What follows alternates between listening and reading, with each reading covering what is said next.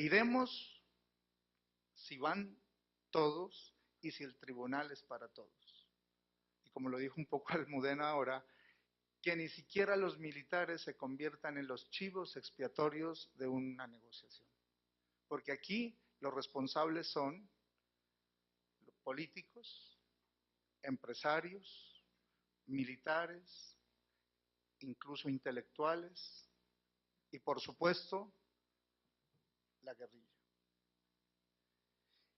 Y esto es un tema muy complejo. ¿Cómo hacer que lleguen todos? Y que esa justicia formal sea de todos, pero que la verdad que se va a poner a cambio de esa justicia formal, de la rebaja de la justicia formal, también sea de todos. Y que la reparación a las víctimas, comenzando por el reconocimiento de las víctimas, sea de todos.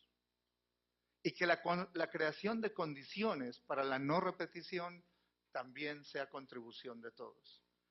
Ese es el ideal.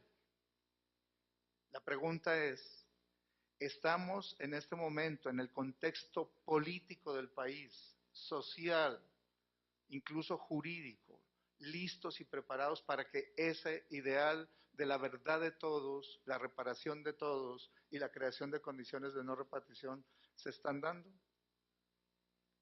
¿Cómo lograrlo?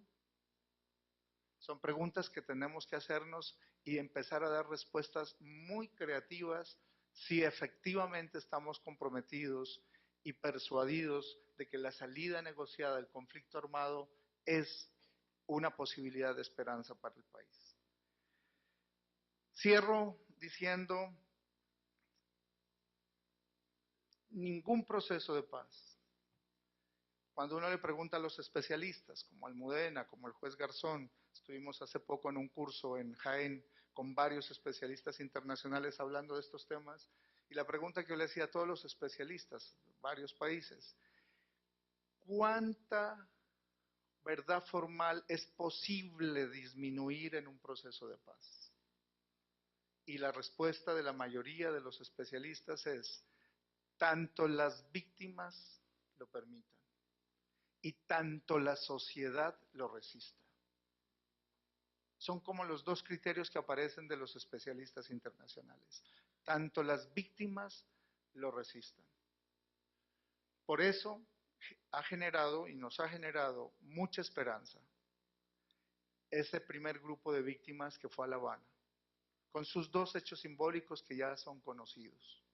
El primero, el decirles a los actores sentados en la mesa de La Habana su mejor contribución a nuestro perdón, para nuestro perdón y a la reparación es no se paren de esta mesa hasta no lograr un acuerdo. Hay estudios, conozco dos de ellos, donde lo primero que piden las víctimas, lo que más les interesa, jerárquicamente organizado, es condiciones de no repetición, el nunca más. Curiosamente, aquellos que no han sido víctimas y que están sobre todo en la parte urbana, les interesa mucha justicia. Es una curiosidad, es una paradoja.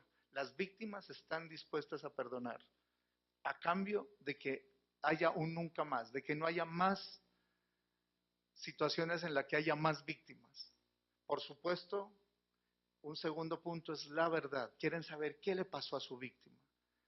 ¿Qué le pasó a su familiar? ¿Dónde está? ¿Quién lo mató? ¿Por qué lo mató?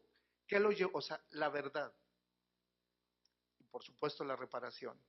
Es la prioridad. Pero contrasta con estudios en los cuales se muestra, sobre todo sectores urbanos, que ponen como énfasis fundamental la justicia formal. Es decir, les importa mucho que los victimarios paguen cárcel. Y ahí habrá un diálogo muy fuerte y ahí la invitación es que las víctimas, su visión, su lógica, nos pueda dar ejemplo a nosotros. Y el segundo hecho simbólico también que nos contaba el padre de Ru, él, por supuesto veía que lo podía contar sin cometer las infidencias propias de la metodología. En ese primer grupo de víctimas se logró algo por petición de las víctimas. Durante todas las negociaciones, nunca los negociadores habían compartido la mesa. Y las víctimas les dijeron, nosotros no queremos almorzar solos y solas. Y por favor, se sientan a la mesa con nosotros. Que sea la primera vez en la cual ustedes, los guerreros, los que han estado en la guerra pero hoy están buscando el fin del conflicto armado, se sientan con nosotros y se sientan en la misma mesa y se sientan con las víctimas. Aquí hay un mensaje, aquí hay un camino que esperamos tener la grandeza, la dignidad para leer y poder seguir. Y sin lugar a dudas,